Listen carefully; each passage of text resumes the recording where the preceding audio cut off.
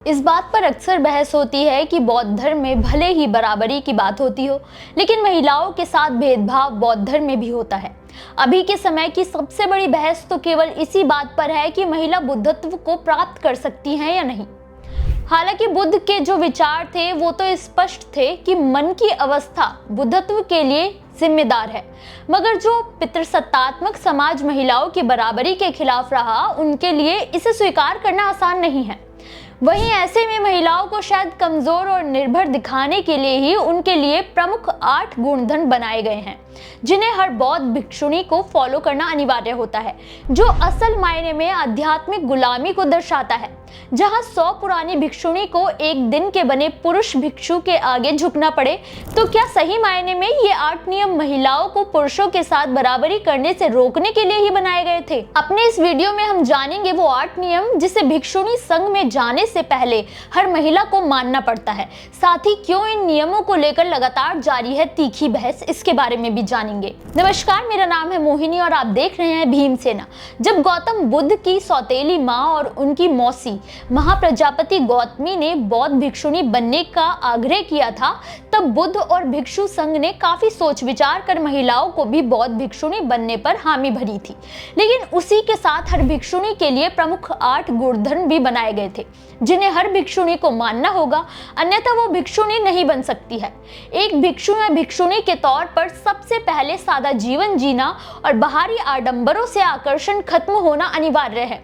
बाहरी सुंदरता को नहीं, आंतरिक सुंदरता को महत्व दिया जाना जरूरी है, और उसके लिए महिला हो या पुरुष, सभी भिक्षुओं को सिर मुंडवाना अनिवार्य है।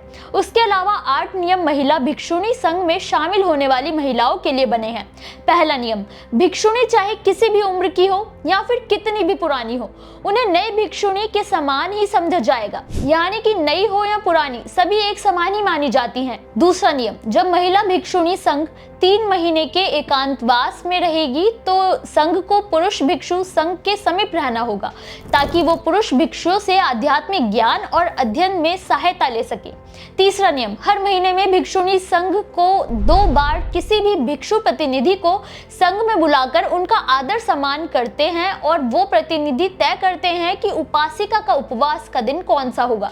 चौथा नियम, वर्षा ऋतु में भिक्षु और भिक्षुणियों के एकांतवास होता है, और एकांतवास के बाद 11वें महीने की पूर्णिमा को सभी भिक्षुणियों को पावन के लिए आना होगा, जिसे बोधिसत्व का पावन दिन माना जाएगा। इस दिन महिला संघ में किसी भी कारण से अगर कोई वाद विवाद खड़ा हो गया तो उसका निवारण किया जाएगा। साथ ही भिक्षुणियां अपने आत्मार्ग के अभ्यास का लेखा जोखा भिक्षु संघ के सामने रखेंगी। 5वां नियम, किसी भी भिक्षुणी ने बौद्ध धर्म में भिक्षुणी बनने का कोई भी नियम तोड़ा तो उन्हें सार्वजनिक रूप से ये स्वीकार करना होगा, ताकि आत्मज्ञान का मार्ग सही से प्रशस्त किया जा सके। 6वां नियम, जब आध्यात्मिक अभ्यास पूरा हो जाएगा तब नई भिक्षुणी को पूर्ण भिक्षुणी बनने के लिए सारे वचन संघ के भिक्षु और भिक्षुणियों के सामने ही लेने होंगे। 7वां नियम, महिला भिक्षुणी किसी भी भिक्षु की निंदा नहीं कर सकती।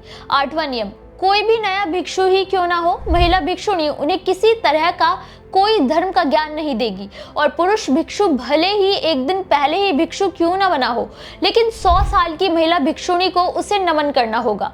हर महिला भिक्षु के लिए इन नियमों को मानना अनिवार्य किया गया। हालांकि गौतम बुद्ध के समय में तो महिला भिक्षुओं को सम्मान मिला, संघ का निर्माण हुआ, लेकिन बाद में पितृसत्तात्मक विचारों के कारण महिला भिक्षुओं को सम्मान नहीं मिलता था, जिससे धीरे धीरे महिला भिक्षुणी संघ कमजोर पड़ता चला गया और धीरे धीरे खत्म हो गया।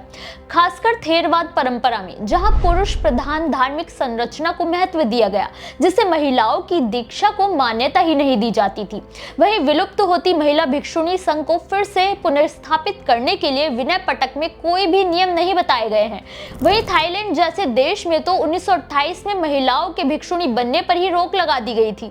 वहीं 1996 में श्रीलंका में फिर से महिला संघ को स्थापित करने की कोशिश तो की गई, लेकिन उसे मान्यता नहीं दी जाती है।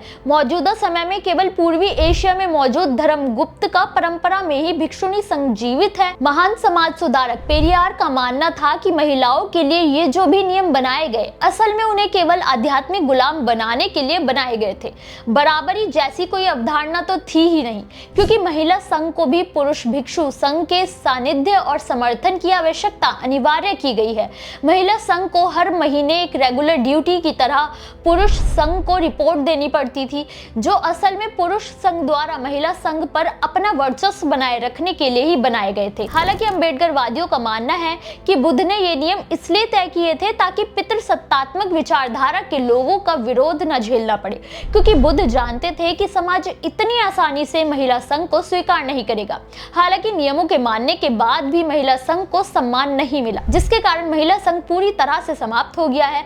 मगर हम इस बात को नहीं झुठला सकते हैं कि बुद्ध ने महिलाओं को सम्मान देने के लिए, उनके आध्यात्मिक मार्ग को प्रशस्त करने के लिए पूरी तरह से कोशिश की थी।